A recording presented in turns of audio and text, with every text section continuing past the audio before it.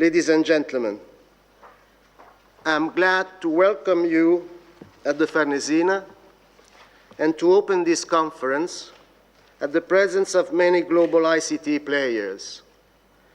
We have accepted the proposal to hold here this meeting because we are well aware of the importance of the international issues and interests at stake in the evolution of the digital society. Today's meeting is an opportunity to discuss the outcome and the follow-ups of the Dubai World Conference on International Communications.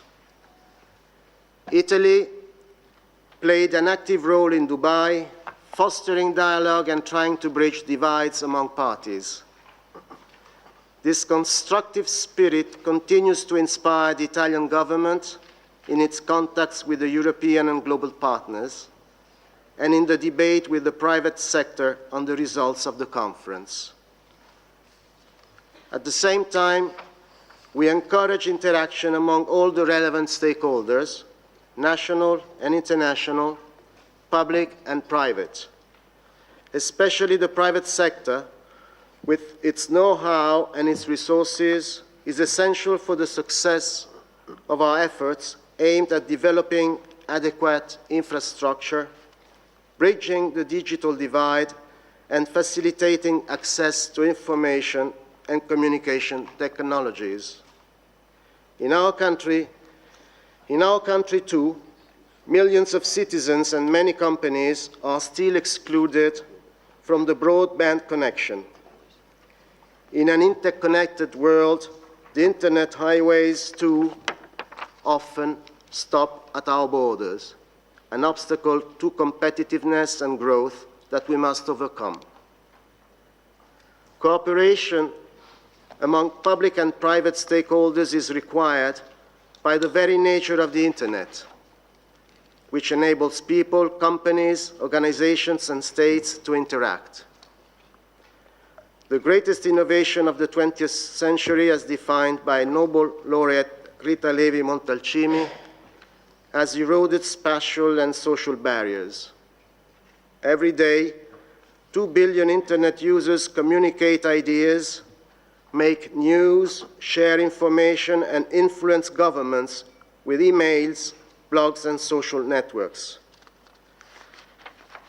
The spread of new technologies has transformed our world. The internet has achieved what diplomacy had pursued for decades. It has created a freedom network between our citizens and those living in the most remote parts of the globe, also in countries where the traditional media are censored.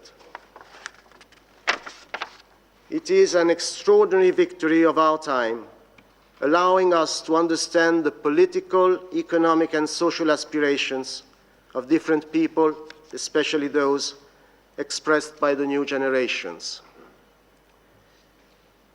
The Italian government, as Under-Secretary Vari will tell us, is in the front line on the battle for the freedom of expression on the internet. Italy has strongly supported the UN resolution approved last year by the Human Rights Council on the promotion, protection, and enjoyment of human rights on the internet. With this resolution, for the first time, the international community has stated that freedom of expression applies fully to the internet. The resolution stresses the principle that the same right enjoyed by persons offline have to be protected online.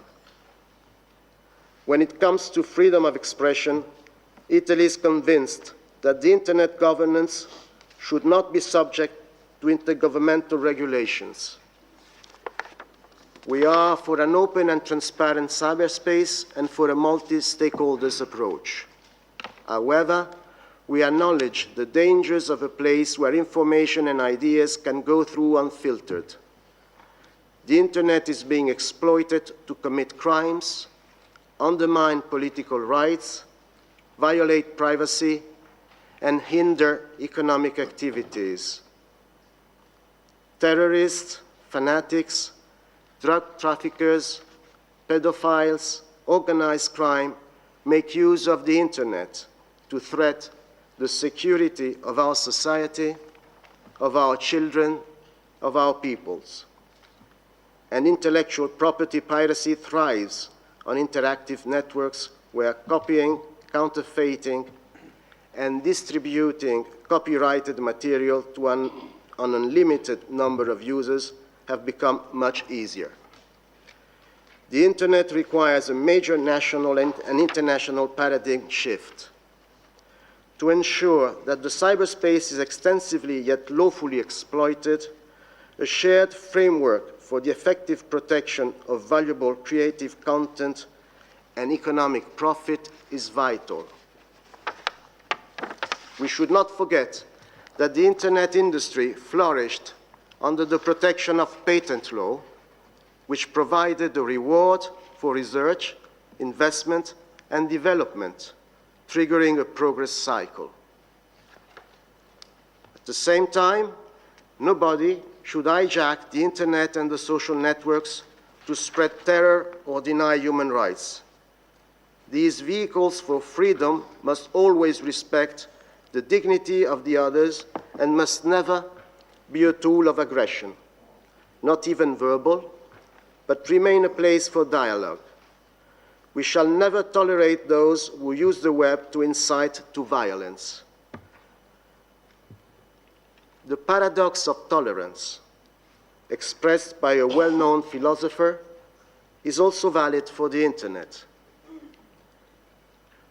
And I quote, "If we extend unlimited tolerance even to those who are intolerant, if we are not prepared to defend a tolerant society against the onslaught of the intolerant, then the tolerant will be destroyed and tolerance with them." End of the quote. These values guide our approach to the internet. They are our moral browser. Without them, we would become disconnected from our society.